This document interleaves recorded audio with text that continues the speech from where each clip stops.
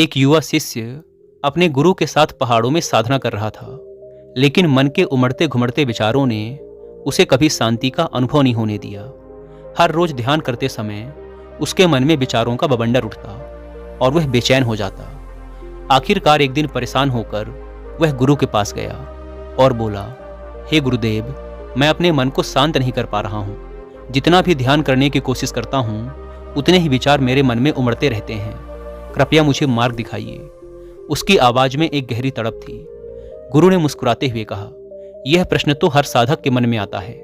अगर तुम सच में शांति पाना चाहते हो तो तुम्हें कुछ अनुभव करने होंगे।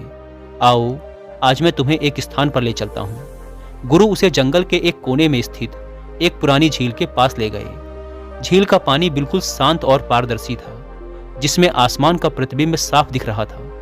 गुरु ने कहा, एक पत्थर उठाओ और झील के बीचों बीच फेंक दो। शिष्य ने झील में एक बड़ा पत्थर फेंक दिया। पानी में हलचल मच गई, लहरें उठने लगी और झील का साफ पानी धुंधला हो गया। गुरु ने पूछा, अब क्या तुम झील के तल को देख पा रहे हो? शिष्य ने सिर हिलाया, नहीं गुरुदेव, पानी अब बहुत अशांत है। गुरु ने कहा, यही तुम्हारे मन की दशा है। विचार तुम्हारे मन में पत्थर की तरह गिरते हैं और उसे अशांत कर देते हैं। शांति पाने का तरीका यह नहीं है कि तुम इन विचारों से लड़ो या उन्हें रोकने की कोशिश करो, बस इनका साक्षी बनो। समय के साथ जैसे यह झील शांत हो जाएगी वैसे ही तुम्हारा मन भी होगा। शिष्य ने झील को ध्यान से देखा। जैसे जैसे समय बीता, पानी की लहरें धीरे धीरे शांत होने लगी और फिर से झील के तल में पड़े पत्थर और मिट्टी साफ दिखाई देने लगे। गुरु ने कहा, अब देखो, बिना किसी प्रयास के झील फिर से शांत हो गई। इसी तरह जब तुम विचारों के साथ बहने से इनकार करोगे और उन्हें केवल देखोगे तो तुम्हारा मन भी शांत हो जाएगा। शिष्य ने इस उपदेश को आत्मसात किया, लेकिन मन की हलचल शांत करना इतना आसान नहीं था। वापस आश्रम लौटने के बाद उसने ध्यान में बैठकर गुरु की बातों को ध्यान में रखते हुए अभ्यास करना शुरू किया।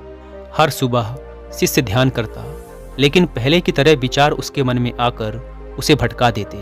वह अक्सर सोचता, मैं इन विचारों को रोक क्यों नहीं पा रहा? क्या मैं सही साधना कर रहा हूँ?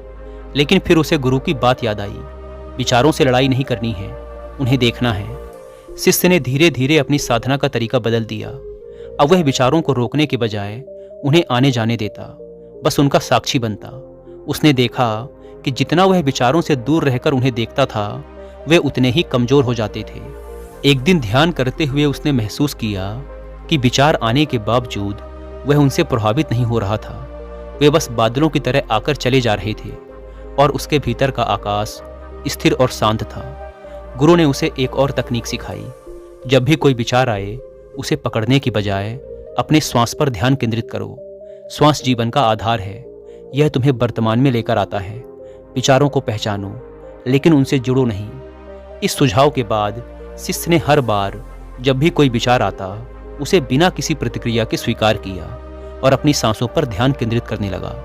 धीरे धीरे उसे महसूस हुआ कि उसके मन की गतिविधियां कम हो रही हैं। उसके भीतर की हलचल शांत होने लगी थी। अब शिष्य ने अपने मन के स्वभाव को और गहराई से समझना शुरू किया। उसे अनुभव हुआ कि विचारों का आना स्वाभाविक है, लेकिन जब तक हम उनसे चिपकते नहीं, वे खुद ही चले जाते हैं। विचारों को पकड़ने की प्रक्रिया ही हमारे मन को अशांत करती है। जब विचारों को केवल देखा जाता है तो वे निरर्थक हो जाते हैं और मन अपने स्वाभाविक शांति की ओर लौट जाता है। शिष्य की साधना धीरे धीरे गहरी होती चली गई। अब वह ध्यान के दौरान अधिक समय तक शांत रह सकता था और जब विचार आते भी थे तो वे उसे विचलित नहीं कर पाते थे। एक दिन गुरु ने उससे पूछा, अब तुम्हें कैसा अनुभव हो रहा है?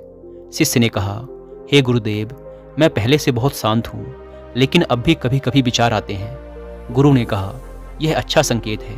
विचार आना बुरा नहीं है, विचारों से जुड़ना बुरा है। अब तुम उस बिंदु पर हो जहाँ तुम विचारों को देख सकते हो और उन्हें जाने दे सकते हो। यही साक्षी भाव है। गुरु ने आगे समझाया, जब तुम्हारा मन शांत होता है तो यह दर्पण की तरह साफ हो जाता है।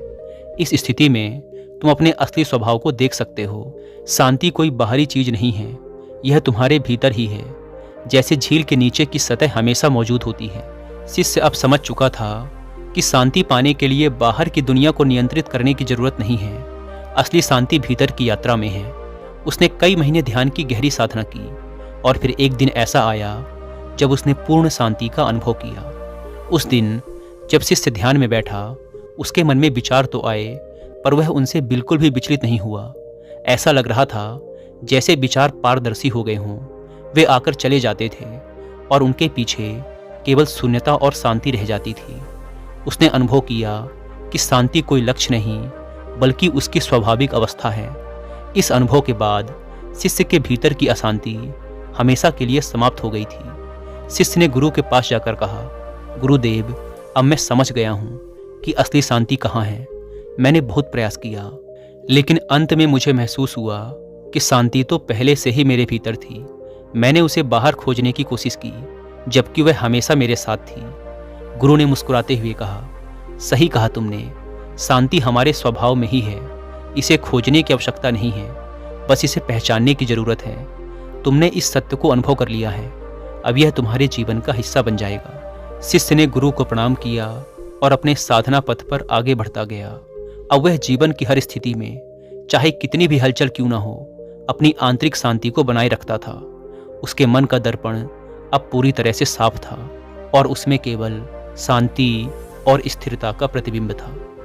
यह कहानी इस बात को स्पष्ट करती है कि शांति बाहरी परिस्थितियों से नहीं आती, बल्कि यह एक आंतरिक अनुभव है।